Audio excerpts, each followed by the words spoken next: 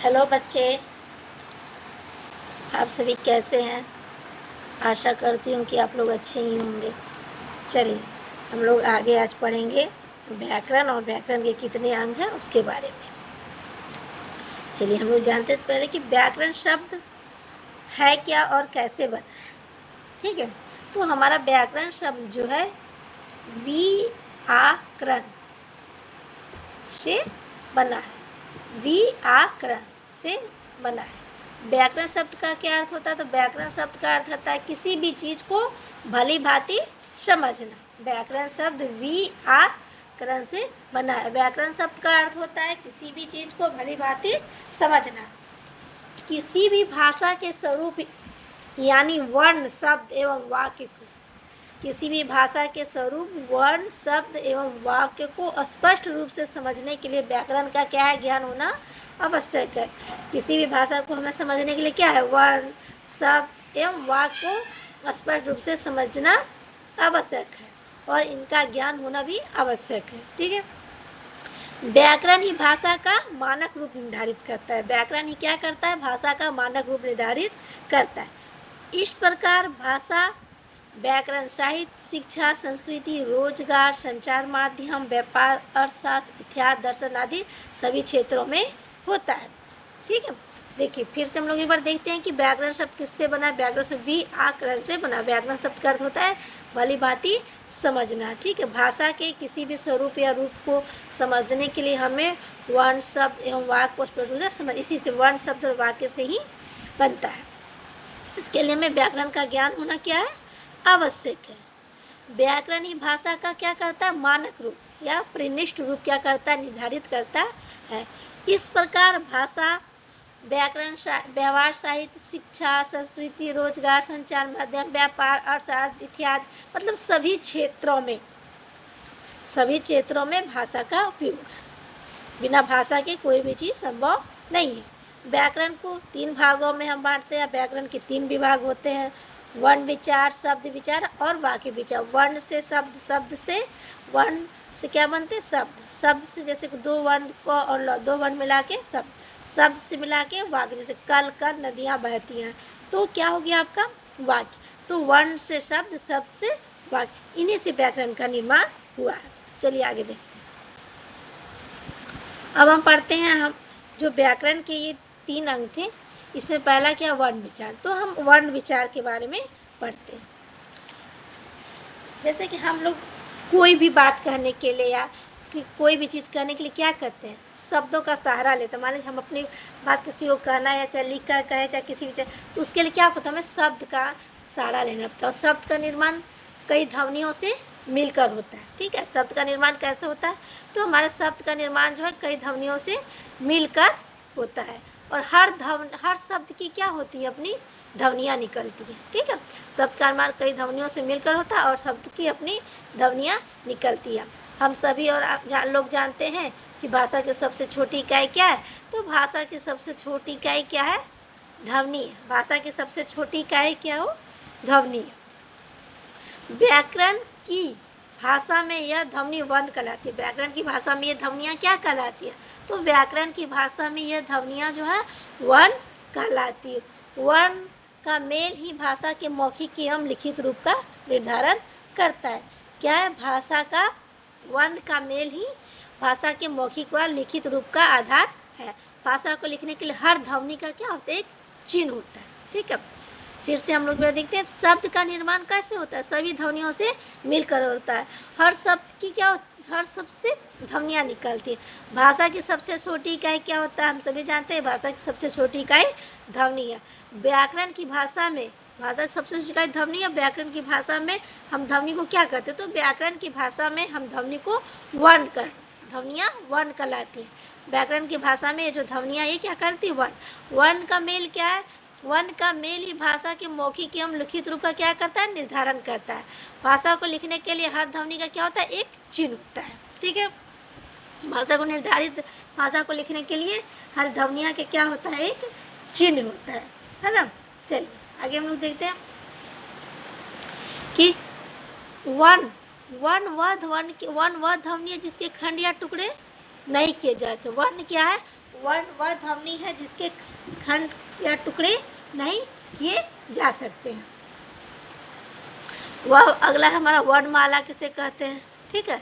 तो जब किसी भाषा के वर्ण को क्रमबद्ध रूप में लिखते हैं तो वर्णों की माला ही क्या कहलाती है, वर्णमाला। जब भाषा के किसी रूप को, ठीक है, भाषा के या वर्ण के उच्चारण के समूह को क्या कहते हैं, हम वर्णमाला कहते हैं।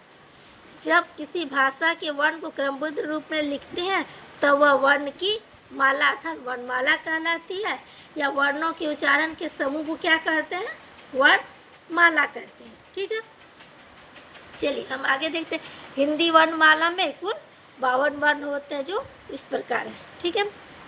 स्वर हम जानते हैं अ आ ई उ ऊ री ए ऐ ओ औ। कितने स्वर होते हैं, तो हमारे कुल 11 स्वर होते हैं, ठीक है। आयो भाग 2 होते हैं अ और अह, ठीक है। व्यंजन, ठीक है, हमारे व्यंजन कितने होते हैं, हमारे व्यंजन 33 होते हैं। क वर्ग, च वर्ग, ट वर्ग, त वर्ग और प वर्ग, ठीक है।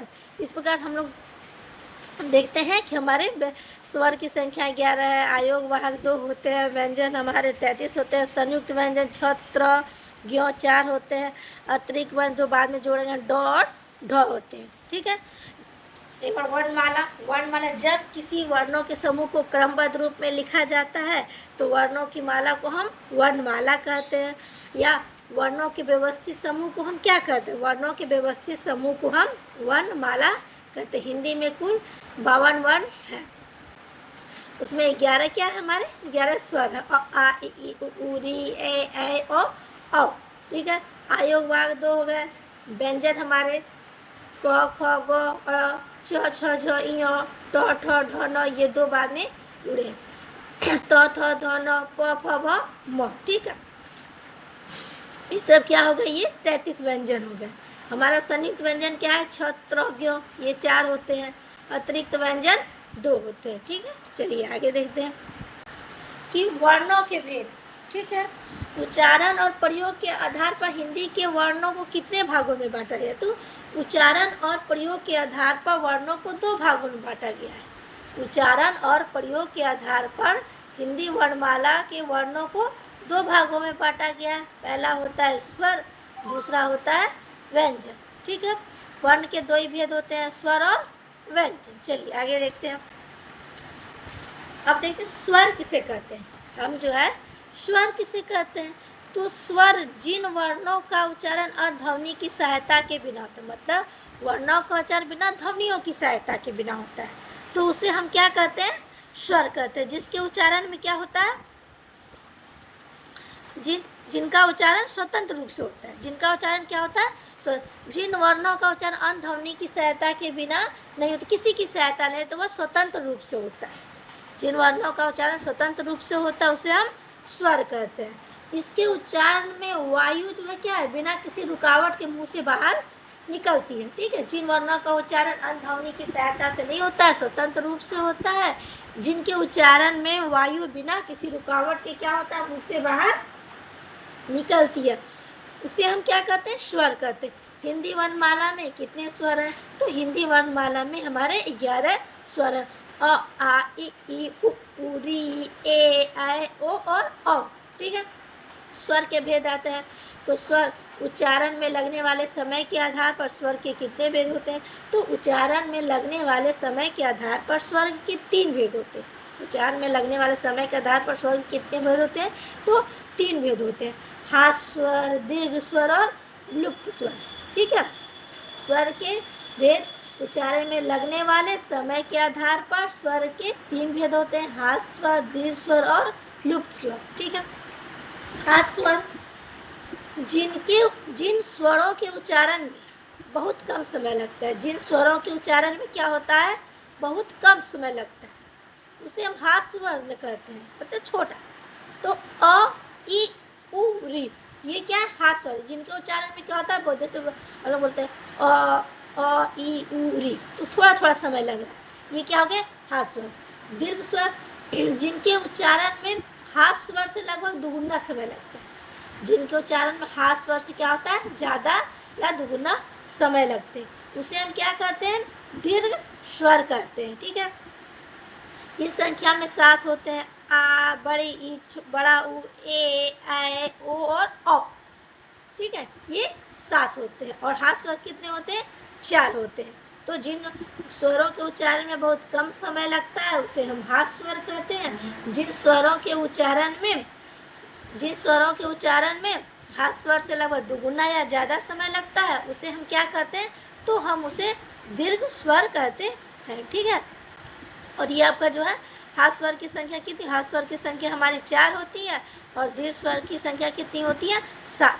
अ, आ, बड़ी ई, बड़ा ऊ, ए, ऐ, ओ और औ होते हैं। ठीक है, लुप्त स्वर किसे कहते हैं, जिन स्वरों के उच्चारण में दीर्घ स्वर से भी अधिक समय लगता है। जिन स्वरों के उच्चारण में क्या है, दीर्घ स्वर से भी ज्यादा समय लगता है उसे हम क्या कहते हैं, लुप्त स्वर का। जैसे ओम, राउ, राउम आदि। ठीक है, क्या है, लुप्त स्वर है, ओम, राउम और आदि। ठीक है, जैसे ओम, रा, इसमें क्या है, लुप्त स्वर से भी ज्यादा समय, अरे दीर्घ स्वर से भी ज्यादा समय लगता है, तो इसे हम क्या कहते हैं, लुप्त स्वर कहते हैं।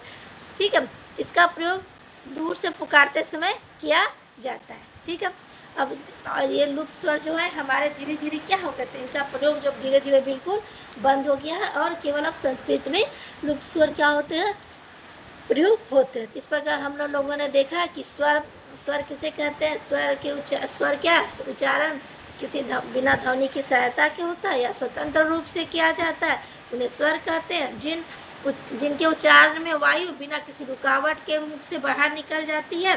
ठीक है, और हिंदी वर्णमाला में कुल 11 स्वर होते हैं। स्वर के कितने भेद है, स्वर के हमारे 3 भेद है, हाथ स्वर, ठीक है, हाथ स्वर, दीर्घ स्वर और लुप्त स्वर। ठीक है, हाथ स्वर किसे कहते हैं, जिन स्वरों के उच्चारण में बहुत कम समय लगता है उसे हाथ स्वर कहते हैं। इनकी संख्या 4 होती है। जिन स्वरों के उच्चारण में हाथ स्वर से ज्यादा या दुगुना समय लगता है उसे हम दीर्घ स्वर कहते हैं। इनकी संख्या 7 होती है। लुप्त स्वर, जिन वर्णों के उच्चारण में दीर्घ स्वर से भी ज्यादा समय लगता है उसे हम लुप्त स्वर कहते हैं, ओम और राम। ठीक है, तो इस सब क्या, लुप्त स्वर का चिन्ह ये होता है।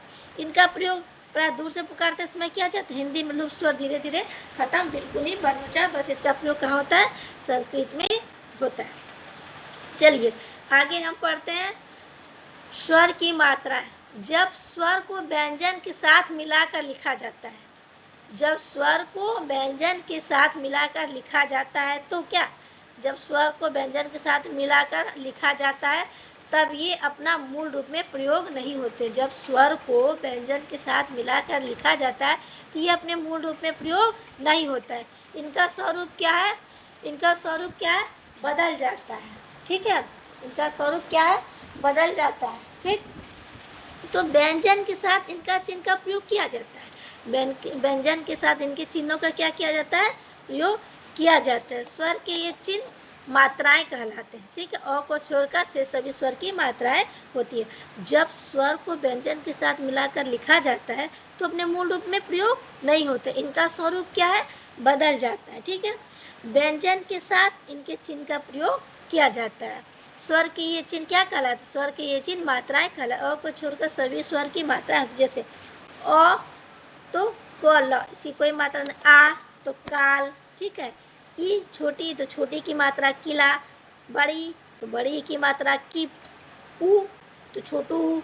ठीक है, बड़ी ऊ तो कुप, बड़ू की मात्रा री, कृपा, ए केला। ठीक है, ऐ कैलाश, ओ कोट, औ और कौवा। इस प्रकार हम लोगों ने स्वर की मात्राएं, इस प्रकार हम लोग क्या देखिए, स्वर की मात्राएं। तो हम लोग व्यंजन में स्वर की मात्राओं का प्रयोग करते हैं, तो स्वर अपने मूल रूप में प्रयोग नहीं होते हैं। ठीक है, हम लोग अगला चीज अगले वीडियो पे पढ़ेंगे।